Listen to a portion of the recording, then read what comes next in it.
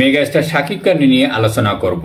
আসসালামু আলাইকুম, আশা করি সবাই ভালো আছেন। এই মুহূর্তে যারা ভিডিওটা দেখছেন একটি সাবস্ক্রাইব করে ভিডিওর প্রথম থেকে শেষ পর্যন্ত দেখতে থাকুন।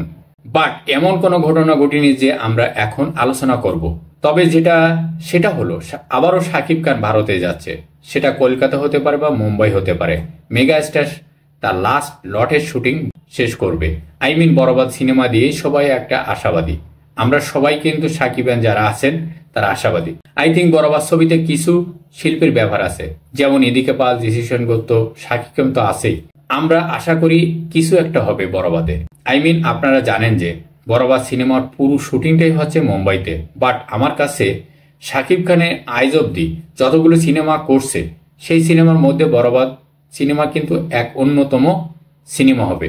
যে যত কথা বলুক না কেন, যেটা অন্য প্রসঙ্গে আমরা কিন্তু সিনেমা দেখেই বুঝতে পারি যে কোন সিনেমা কত টাকা দিয়ে বানিয়েছে। বাট আমরা যেমনটি দেখতে পারছি এর আগে পরিচালক অনন্য মামুন, দরজ সিনেমাতে অনন্য মামুন বলেছেন 10 কোটি টাকার বাজেট সিনেমাটি। ছবি দেখার পরে তেমনটি মনে হয়নি। যাই হোক, ওই কথা না বলি। বাট বরবাদের সিনেমার ক্ষেত্রে এমনটি হবে না। বরবাদের পরিচালক মেহেদী হাসান হৃদয় এই সিনেমার প্রথম থেকে যতটুকু শুনেছি বা এখনো পর্যন্ত বরবাদের সিনেমা অন্য সিনেমা থেকে একটু আলাদা। ঠিক শুনেছেন। বোম্বাইতে শুটিং শেষ করে তারপরে কলকাতায় করবে, এরপর বাংলাদেশে একটি ছোট্ট শুটিং আছে, সেটা শেষ করবে। তো বলাই যায় বরবাদের সিনেমার শুটিং শেষ এক পর্যায়ে। বরবাদ সিনেমাতে ভারত থেকে অনেক টেকনিশিয়ান ছিল যারা খুব ফেমাস। বরবাদে কিছু একটা হবে, টেনশন হওয়ার কোনো কারণ নেই।